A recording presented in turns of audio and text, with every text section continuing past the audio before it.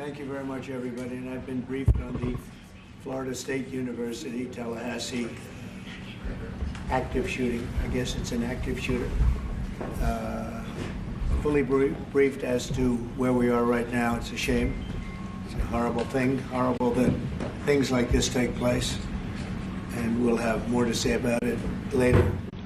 In the meantime, it's an honor to have the Prime Minister of Italy with us, Prime Minister Meloni, who's doing a fantastic job. I would say that she has taken Europe by storm and highly respected. Everybody loves her and respects her, and I can't say that about many people. And she's become a friend, and we really have a great relationship between Italy and ourselves. And we talked about trade, we talked about many, many things during our luncheon, and she'll be saying a few words, but she's a very special person, and it's nice to have you with us. Thank you very much. Thank you very much, Mr. President. Thank you for your warm welcome. Thank you for this occasion, which is a today is. Thank you very much, Mr. President. Thank you for your warm welcome. Thank you for this occasion. Agreement that allowed Cristoforo Colombo to make his trip, and today is April 17, and April 17 marks the anniversary of the agreement that allowed Cristoforo Colombo to make his trip. And I say to remember how ancient are our ties, but also to remind that we both share another fight, which is the fight against the woke and ADI ideology that would like to erase our history. And as I know that we share lots of things on tackling illegal migration, on fighting against synthetic drugs. You know, Italy has been one of the nations that made a plan against fentanyl, for example. But we have been talking about many bilateral topics and things that we can do together, about defense, about economic about economy, about space, about energy. Italy will have to increase its LNG imports, and also nuclear that we are trying to develop. I think there can be ways to work together, and the Italian enterprises will invest, as they've been doing for many years, as you know, in the next years. I think around 10 billions. That shows how interconnected our economies are. And that's very important, Mr. President. It's not only about Italy, it's about the entire Europe. The exchange between us is a very big one. Investments, trade, it's a topic that we are discussing in this week. But at the end of the day, look, somebody calls me, I was saying it before, such a Western nationalism. I don't know if it is the right word, but I know that when I speak about West, mainly I don't speak about a geographical space. I speak about a civilization. And I want to make that civilization stronger. So I think even if we have some problems, between the two shores of the Atlantic, it is the time that we try to sit down and find solutions. So I want to thank President Trump for having accepted an invitation to pay an official visit to Rome in the near future, and consider a possibility in that occasion to meet also with Europe. The goal for me is to make the West great again. And I think we can do it together. We can. We will keep on work on that. I'm going to close. I want to say only, I'm proud of sitting here as Prime Minister of an Italy that today has a very good situation despite the difficulties, a stable country, reliable country, 1 million more jobs in the last 2 years and a half. Great. Inflation is going down, so you forgive me if I promote a bit my country, but you're a businessman and you understand me. So migration flows going down 60%. So we are trying to do our best, but I think we can do it even better together. Also on Ukraine, I will close. Together we've been defending the freedom of Ukraine. Together we can build a just and lasting peace. We support your efforts, Donald. Good. Thank you. Thank you very much, and I think we're doing well in that effort, but we want to get it done, and we'll see if we can. We want to save, on average, think of it, every week 2,500 people are being killed, mostly soldiers, Russian, Ukrainian soldiers. And if we can save those lives, that would be a very good thing. And so we'll see what we can do, and I think we're getting close, but we'll let you know very soon. And you've been very helpful. I appreciate it. Thank you. Any questions? Mr. President, how much longer does Vladimir Putin have to respond to your ceasefire proposal before you put secondary tariffs or sanctions on Russia? We'll see what that will be. We're going to be hearing from them this week, very shortly, actually, and we'll see. But we want it to stop. We want the death and the killing to stop. Mr. President, on Jerome Powell, you said that the termination of Jerome Powell cannot come fast enough. He says he won't leave, even if you ask him to. Oh, he'll leave. If I ask him to, he'll be out of there. But I don't think he's. I don't think he's doing the job. He's too late. Always too late. A little slow, and I'm not happy with him. I let him know it, and if I want him out, he'll be out of there real fast. Believe me. Yeah, go ahead. Go ahead, please. Question. Are you trying to remove him, Mr. President? Yeah, question. Mr. President, when you hit Judge Mosberg in a case against your administration, so the Constitution does not tolerate willful disobedience of judicial order. Do you agree with that statement? Well, you're going to have to speak to the lawyers. We have great lawyers. I can tell you this, we're doing a fantastic job of getting criminals out of this country who Biden allowed into the country. Hundreds of thousands of criminals, murderers and drug dealers. And I was elected because of the fact, I would say maybe that was the number one factor, for a lot of reasons, the economy, a lot of things. But one of the primary reasons I was elected is because I said, I'm going to get the criminals that he allowed to come into our country so stupidly through open borders. I'm going to get them out.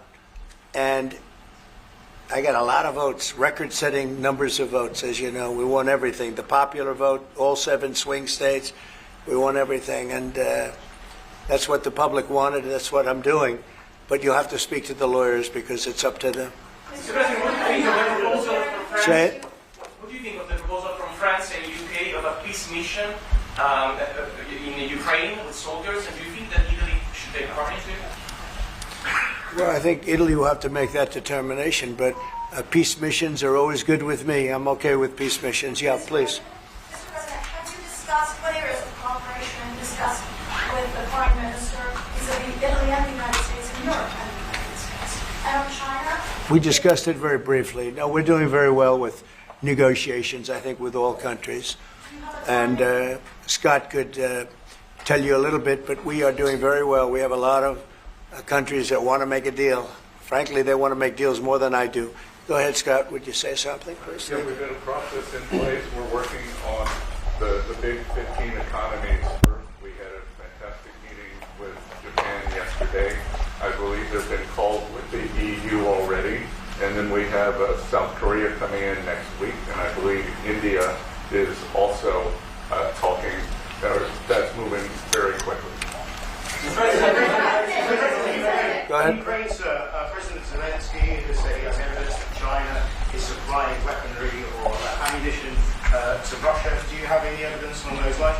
And also, he said we could see a minerals deal signed this week. Is that? Well, we have a minerals deal, which I guess is going to be signed on Thursday, Scott, next Thursday, soon. And I assume they're going to live up to the deal, so we'll see. But we have a deal on that. No, I have no comment on that. I have no idea. That's his statement, not mine. Mr. President, there were reports that you waved off the Israeli attack on Iranian nuclear facilities. Can you comment on that? Is that accurate? And they say the attack is what? That you waved off an Israeli plan to attack Iranian nuclear facilities. I wouldn't say waved off. I'm not in a rush to do it because I think that Iran has a chance to have a great country and to live happily without death. And I'd like to see that. That's my first option. If there's a second option, I think it would be very bad for Iran. And I think Iran is wanting to talk. I hope they're wanting to talk. It's going to be very good for them if they do, and I'd like to see Iran thrive in the future, do fantastically well. I know the Iranian people; they're incredible people. Always have been very smart, very energetic, very successful people, and I don't want to do anything that's going to hurt anybody. I really don't. But Iran can't have a nuclear weapon. It's pretty simple. It's really simple. We're not looking to take their industry. We're not looking to take their land. All we're saying is you can't have a nuclear weapon. The deal that was made with Obama, that deal would have expired already. It was a terrible deal. It would have expired, and that gave them a clear path to a nuclear weapon. I wouldn't have accepted. That's why I terminated the deal. Number one, it was way too short. When countries are involved, you don't make short-term deals. These are countries with long lives, and I terminated that. And it was a great termination because it didn't allow us to do anything. Once it terminated, you know what the deal was. It was a terrible deal. Really, one of many terrible deals made by the U.S. But no, I'd like to see Iran thrive. And they can do that, I think, very easily, or they can do it the other way. And the other way is not going to be good for them. It's going to be really bad for them. President, what do you make of the NVIDIA CEO going to China and met with trade officials there? Well, Jensen's an amazing guy. He's become a friend of mine, and I don't know, he's a person that's very proud of our country. He loves our country. I'm not worried about Jensen at all. Mr. President, if we're holding you in contempt, will you take steps to return Kilmar Abrego Garcia to the United States and put him in front of a judge? Well, I'm not involved in it. I'm going to respond by saying you'll have to speak to the lawyers, the DOJ. I've heard many things about him, and we'll have to find out what the truth is. But I will say this, we were inundated by millions of people, many millions of people during the Biden administration. They say 21 million. And a big percentage of those are criminals, serious criminals. I'm not saying just criminal because they came into the border illegally. I'm saying they're criminals at the highest level, murderers. Many of those people murdered more than one person, and they're on the loose. And I was elected to get rid of those criminals, to get them out of our country, or to put them away, but to get them out of our country. And I don't see how judges can take that authority away from a president. We've done an amazing job, Tom Homan, Kristi Noem. We have done an amazing job. Nobody can believe the job we've done. Far greater than what I said. I mean, I got elected on that, but we've done much better. We have, right now, 99% border. It's a 99%. Nobody thought that would even be, nobody's coming through our border, practically. 2 weeks ago, we had 9 people come through, all for medical reasons. We allowed them. We brought them through because one had a heart attack, one had something else, and, all for medical reasons. We have a great border. We had a great border 4 years ago, but we have a border now that's even tighter, and we did that in a matter of weeks. And no, we have to. We need to get murderers and drug dealers and people that were in jail for horrible. They released jails, Georgia, from all over the world, and released them, not just South America, all over the world, the Congo and Africa. Many, many people come from the Congo. I don't know what that is, but they came from the Congo.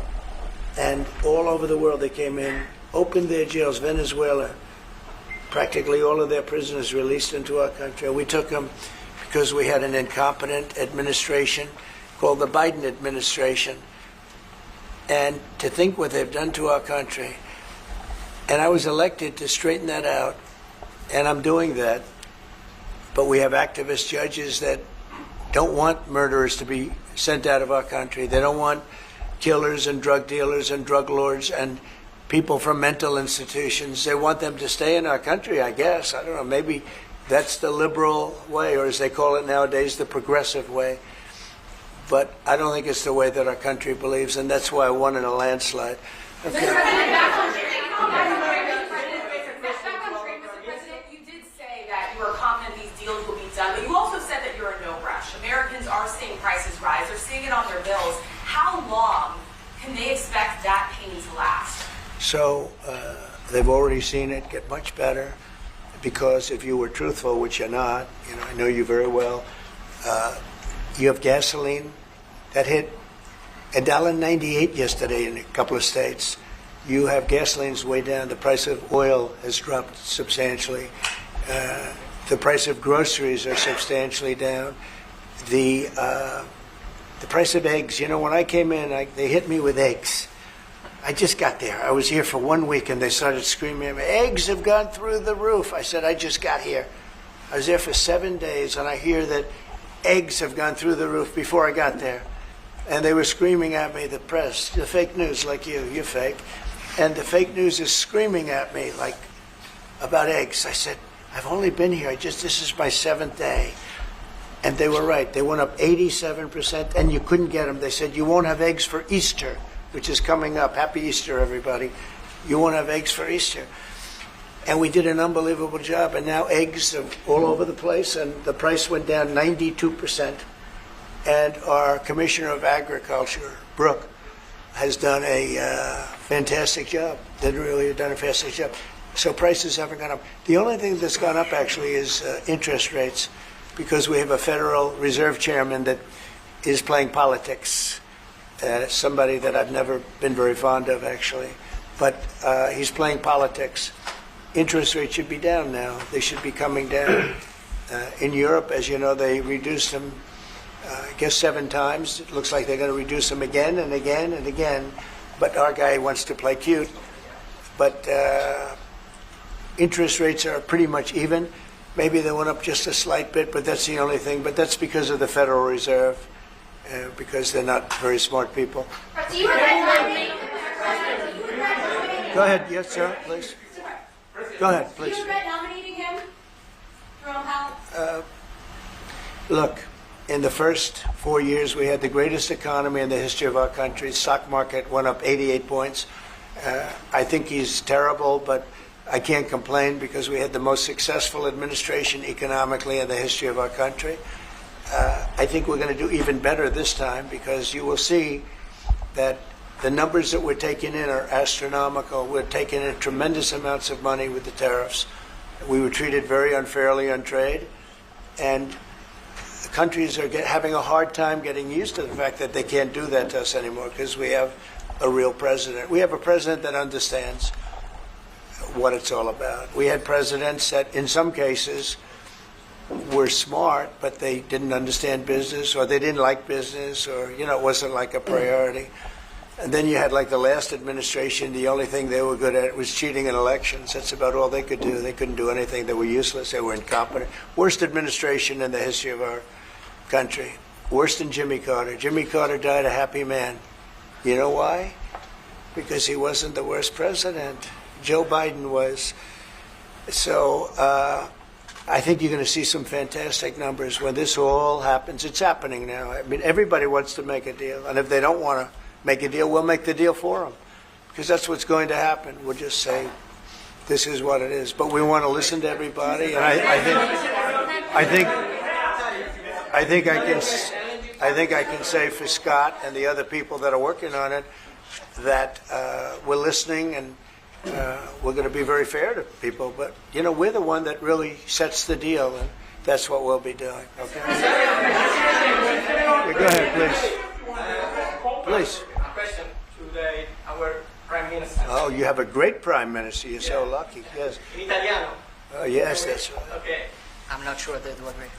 Presidente Meloni, volevo sapere cosa pensava del fatto che il Presidente Trump ha considerato responsabile Zelensky della guerra in Ucraina, e poi se avete parlato delle spese militari e qual è il limite massimo a cui ha detto che può arrivare l'Italia, le percentuali delle spese militari. Non abbiamo parlato dei limiti massimi a cui può arrivare l'Italia, abbiamo parlato del fatto che l'Italia sta mantenendo i suoi impegni, perché arriverà al prossimo vertice della NATO con il 2% che era già previsto, che è stato sottoscritto dai governi precedenti, perché siamo una nazione seria, ma non abbiamo parlato poi di quanto vada aumentata questa percentuale, anche se siamo ovviamente consapevoli che il tema della difesa sia un tema particolarmente importante di questo tempo. Per quello che riguarda la guerra in Ucraina, lei sa come la penso che ci sia chiaramente ci sia stata un'invasione e che l'invasore da quel punto di vista fosse Putin e la Russia, ma non è questo che diciamo oggi quello che rivela è il fatto che insieme vogliamo lavorare, stiamo lavorando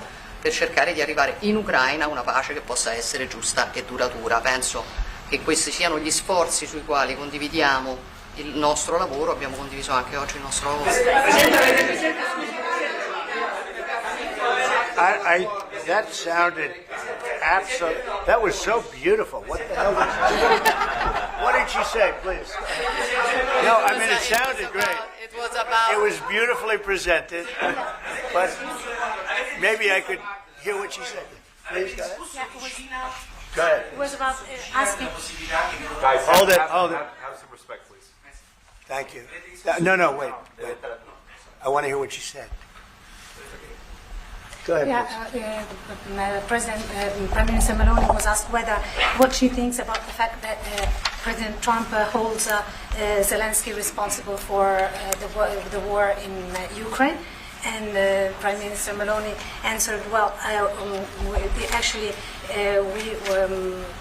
we have no, and also if you talked about the military spending, how and the raising of the military spending, and the first thing Prime Minister Meloni said is that no, actually we didn't talk about the raise in military spending. Of course, Italy will keep its commitments with 2%, and then we will see, because we are absolutely aware of the fact that it is very important to well, I will do defense that. is very Wait. important. I will It's do very that. important. They've been asking if we decided another percentage about the defense spendings, NATO, and I said NATO. yes, NATO, and I said that Italy is reaching the 2% as it was already decided. We didn't speak about a specific other percentage, but we are aware of the fact that defense is important for the future, and we see what also the work that we are trying to do at the European level. And I don't hold Zelensky responsible, but I'm not exactly thrilled with the fact that that war started. That was a war that would have never started if I were president. You'd have millions of people living right now that are dead. You'd have cities that would be open and thriving, and they'd have their beautiful turrets. Those turrets are the most beautiful in the world, but they're not with us any longer. They're smashed to smithereens, laying on the ground in a million pieces, getting hit by rockets, bombs, and bullets. And so I'm not happy with him, and I'm not happy with anybody involved. I think it's a war. I know it's a war. It didn't happen for 4 years. It was never close to happening. It was never even a thought. And I spoke to President Putin about it a lot. It was the apple of his eye, but there's no way he would have ever gone in if I were president. Now I'm trying to get him to stop because, as you know, Russia's a lot bigger. It's a bigger military force. And if you're smart, you don't go involved and get involved in wars that you can blame the man that was sitting in this seat. Biden, he didn't know what the hell was going on. But I can guarantee you that, and everybody agrees to it, if I were president, that war would have never taken place. I'm not blaming him. But what I am saying is that I wouldn't say he's done the greatest job. Okay? I'm not a big fan. I really am. I'm not a big fan.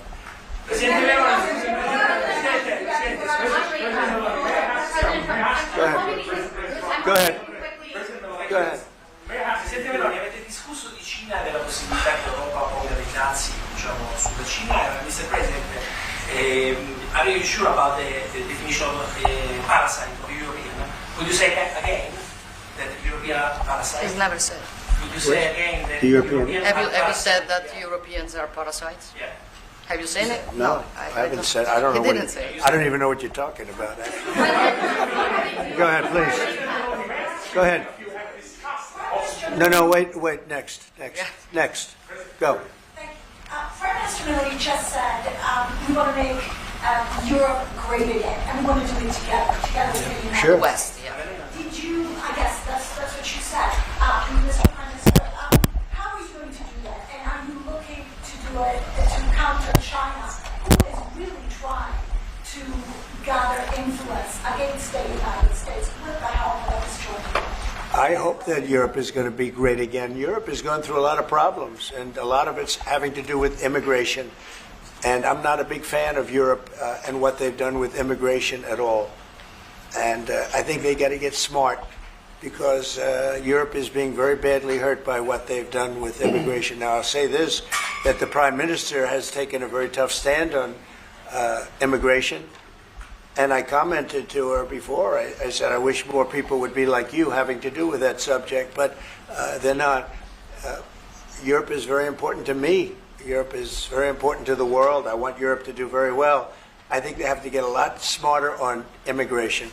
But we are beginning doing it. You've all seen now the policies of the European Union in the last, let's say, 2.5 years have been changing. Okay, at the beginning we were talking only about how we were redistributing illegal migrants coming to Italy. Now we are talking mainly about how to stop illegal migration, work with the countries of origin and transit, and to return people. The European Commission just did the new rules about repatriations and things like that. So things are changing, thanks also to the example that Italy brought in lowering the rates of illegal migration. So we are working now together. So I'm optimistic on that. Good. I hope so. Go ahead, please. Go ahead. I'd like to ask President Meloni if you have discussed the option of starting to deal with Italy on satellite communications, and President Trump, if you want to see the Google company. The Google what? The Google company. What about the it? Google business. If you want to see it now, separate. Go ahead, please. Oh, well, we didn't discuss about Starlink. We've been discussing about defense space. We will work together also in the Mars missions. So there are big things to do together, but we didn't discuss it. Prime Minister,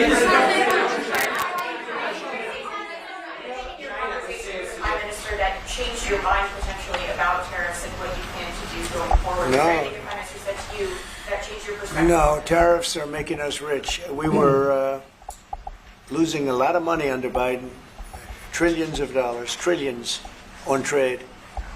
And now that whole tide has turned. We're making a lot of money. We're taking in a lot of money. Don't forget, we're taking in 25% on cars, 25% on steel, 25% on aluminum, 10% baseline.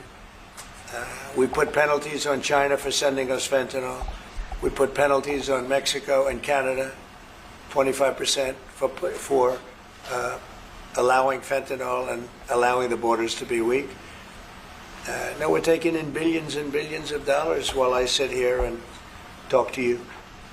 And we didn't take in anything before other than the tariffs that I put on previous to Biden, which were the tariffs I put on China, where we took in, up until this point, probably $700 billion. They were Trump tariffs. He tried to weaken them.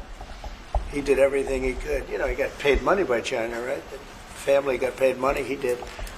And so I don't know, maybe that was the reason or maybe it wasn't. But he tried to weaken them, but he couldn't, because there was so much money that his budgets, you know, they couldn't stand not doing it. But I took in the, up till this point, my tariffs on China. Nobody ever took in 10 cents from China. No other president took in 10 cents. I took in more than $700 billion from China. So we're doing very well. I mean, our country's doing very well. They had a bad report today from one of the healthcare companies that had an impact on the stock market. But this isn't about that. This is really, we're building a base. We're building a country like no other. And again, I had the strongest economy in the history of our country by far, history of any country probably, but the history of our country in 4 years. And I think this has a chance to be much better. Will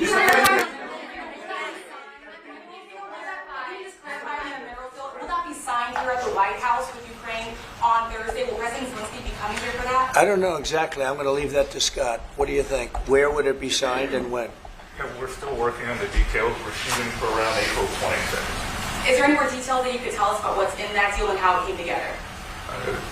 It's substantially what we'd agreed on previously, but president was here, we had a memorandum of understanding. We went straight to the big deal, and I think it's an 80-page agreement, and that's what will be signed.